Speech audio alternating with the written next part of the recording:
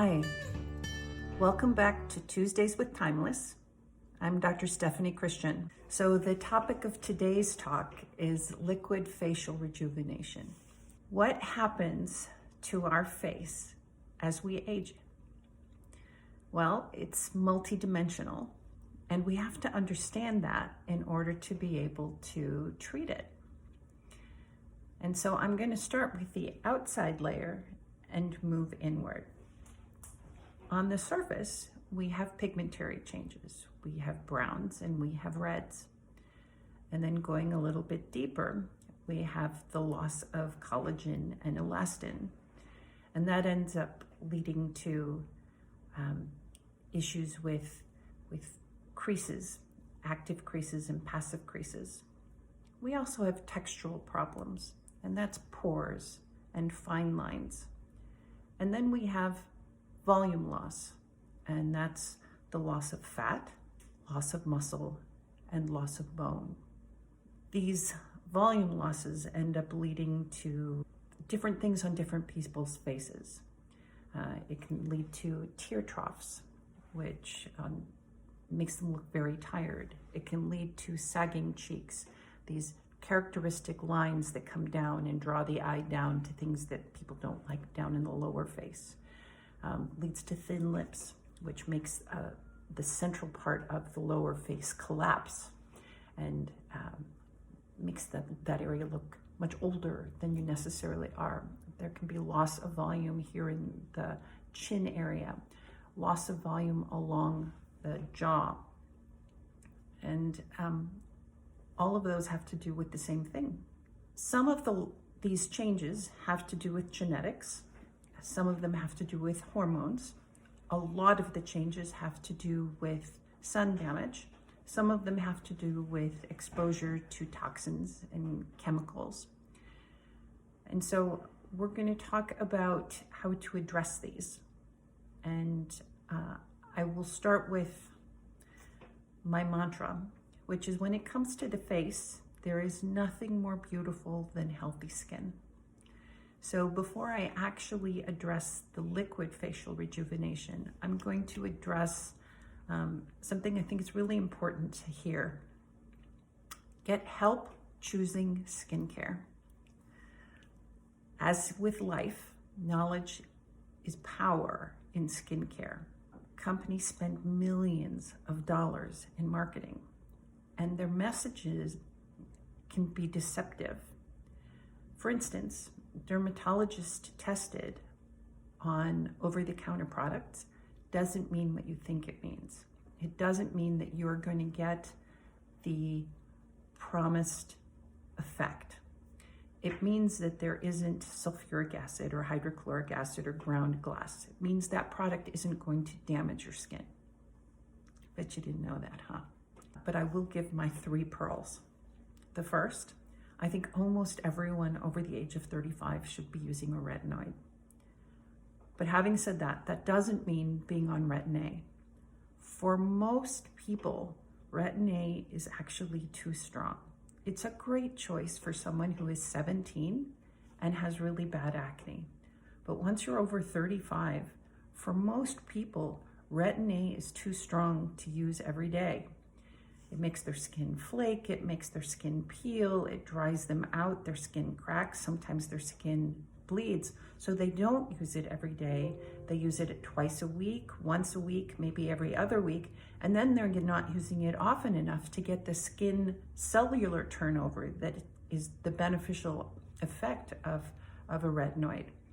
If you back off a little bit on the biochemical cascade of retinoids and move from tretinoin, which is Retin-A, to a retinaldehyde, and especially if you have a retinaldehyde that has antioxidant effects, then you have one that you can actually use every day, and one that's not too drying and has antioxidant benefits, and then you have a win-win. The next thing, and anyone who's spent any time with me in the office knows, sunscreen, sunscreen, sunscreen. It should be zinc-based, and you should use it every day. And my 3rd pearl is that when it comes to sunscreen and moisturizers, the face begins at the nipple line. So Those are my 3 pearls when it comes to skincare. Now, I have mentioned reds and browns. And because I did mention those and I mentioned some textural changes, I will just briefly say that there are some easy ways of addressing these. For the reds and browns, we have lasers and we have energy-based devices that make it very easy to treat those.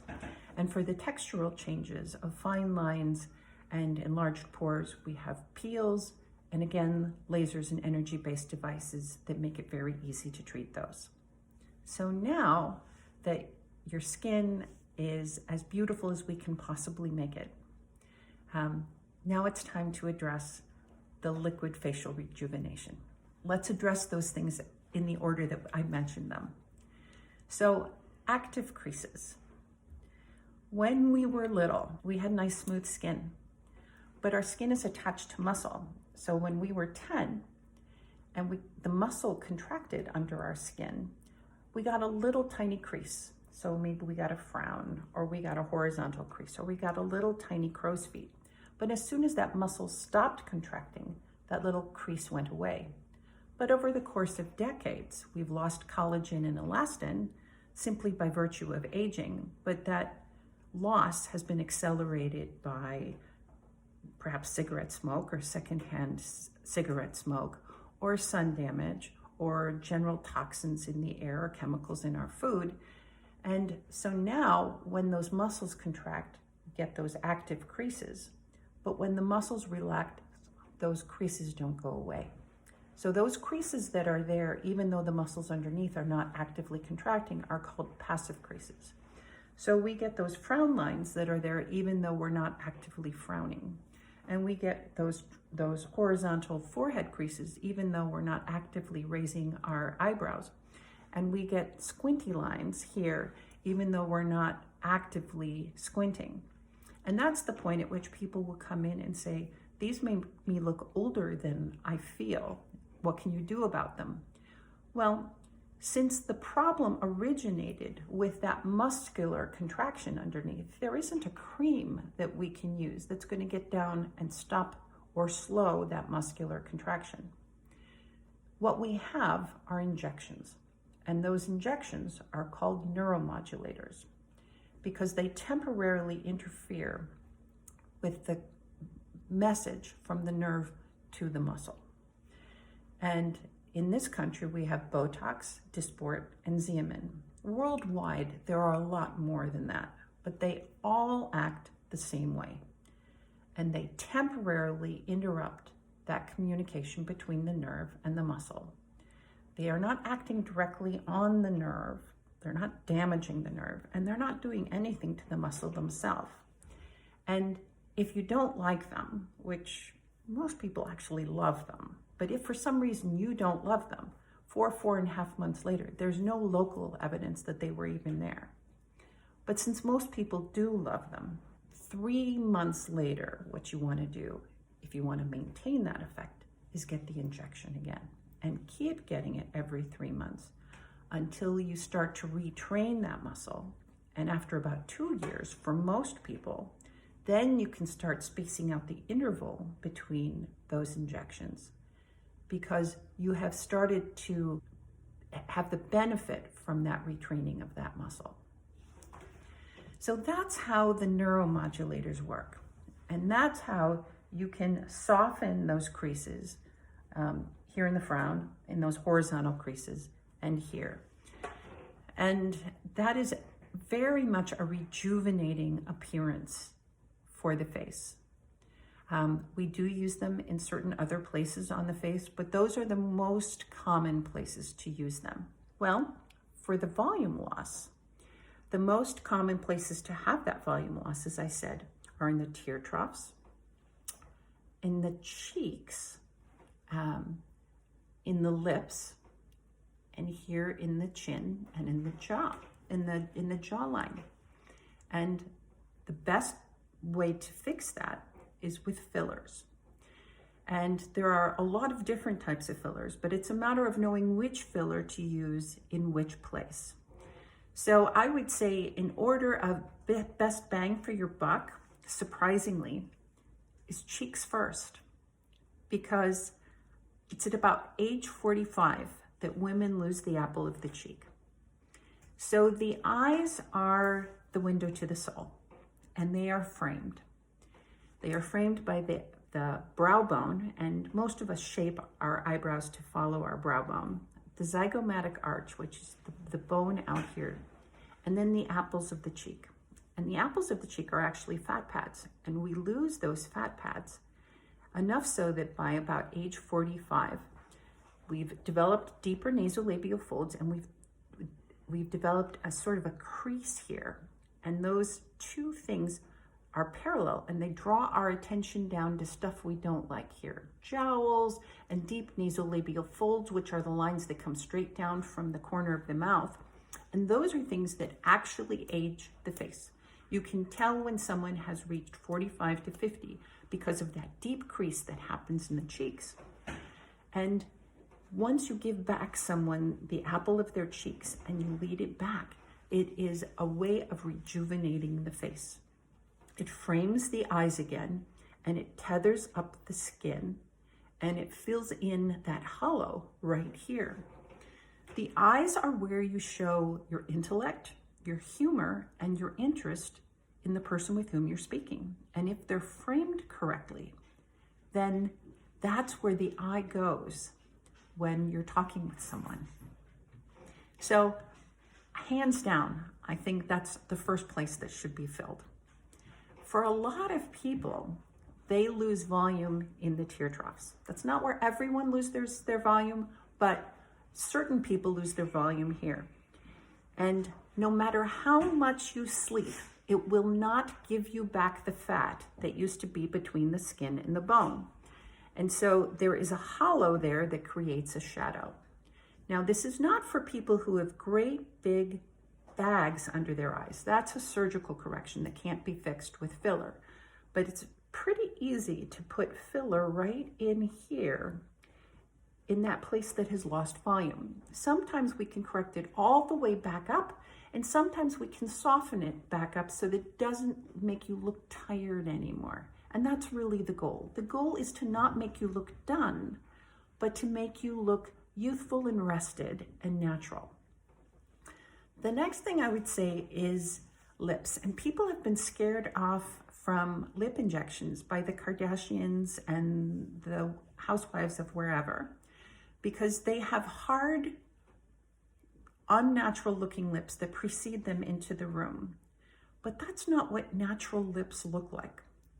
As we lose volume around the mouth, we lose volume in the lips, in the gums, and in the bone. And the skin around the mouth and in the lips is like material. And the material gathers. So the lips and the skin above the lips gathers along the lines of repetitive motion. So if you were a smoker, or if you're someone who has sucked on a straw frequently or whistles, you're going to have lines of repetitive motion because the skin is used to puckering there. So as you lose volume in your lips and gums and bone, that's where the skin is going to wrinkle. So I'm going to come close so you can see this. So if you have wrinkles here, but I give you back the volume you had, can you see how giving you back the volume you had is going to pull that skin tight and make those creases even smooth out?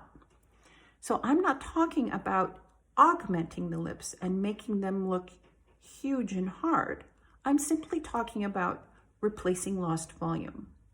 So what I will frequently ask a patient to do is show me a picture of you not smiling when you were a teenager or in your early 20s. Not smiling is important. When we smile, the lips get tight and they pull under a little bit. So try to find the picture in maybe your high school graduation yearbook where you weren't smiling. I don't care about the rest of the face. I just want to see the picture of your mouth so that I can see the balance and the shape.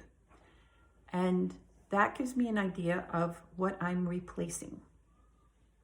And it's amazing what that will do for the face. Now, granted, there are some people who have asymmetrical lips. You know, the left upper lip is a little larger than the right upper lip, or there is some asymmetry. And a lot of my job is bringing things back into some kind of symmetry. Or there are people who really just have tiny lips and would like lips a little bigger. Now, if they bring me in a picture of Kylie Jenner, I have names of people who will gladly do that for someone. That's just not my signature. But I will augment lips a little bit. But I am very, very happy replacing lost volume. I just like to see a picture of what your lips looked like before. And it makes a difference. It's quite surprising how much of a difference that makes in terms of smoothing things out. Now, sometimes if those creases are there and they're deep and they're from years of sun damage and smoking, we have our work cut out for us, because we do have to regenerate collagen and elastin, and just filler isn't going to do it. We have to really work on the quality of the skin. But I need to see you for that, and we'll take a look at that. Next is what's going on down around here. And if there's a lot of lost volume in and around here, that can take some filler there too.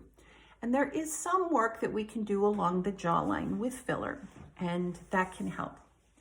One last thing when it comes to the liquid facial rejuvenation, and that's called PDO threads. Not exactly liquid, but because it is a filler, I did want to mention it. PDO lifting threads are a new use for a type of surgical thread that we've used in surgery for 30 years.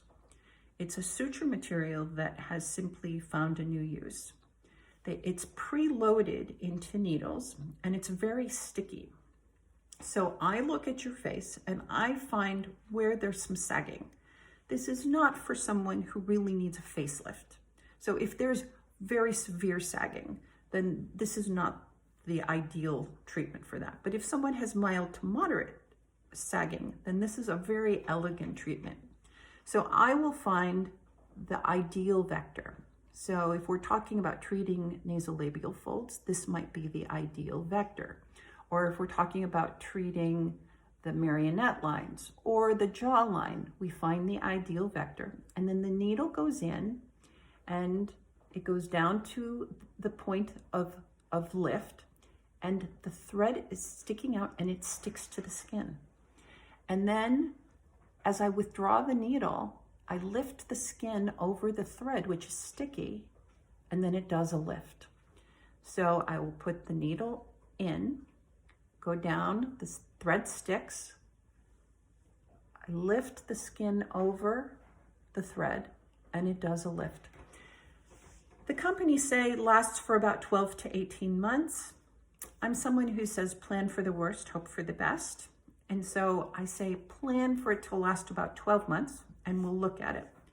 And maybe you needed 3 threads per side, and now at 12 months you'll need 1 or 2 threads. And like I said, it's elegant. It's a very nice, deeper way of doing a lift for sagging. So those are the kinds of things we can do that are not surgical and are rejuvenating. Once again, with the neuromodulators, we can take care of the active creases that cause the passive creases, particularly in the frown lines, the horizontal forehead creases, and the crow's feet. We can use filler, cheeks, tear troughs, lips, to some extent in the vertical lip lines, here in the chin, and in the pre-gel sulci, which are right here in front of the jowls. And then when it comes to the jawline, the nasolabial folds, and the marionette lines, we have the PDO threads. So there are a lot of things we can do, especially coming out of quarantine, that can help people feel rejuvenated. So if you have questions, please write them in the comments. I love getting your questions. They're always very thoughtful and excellent. I hope you are taking care of yourself and staying well. And I look forward to talking to you again next week. Bye-bye.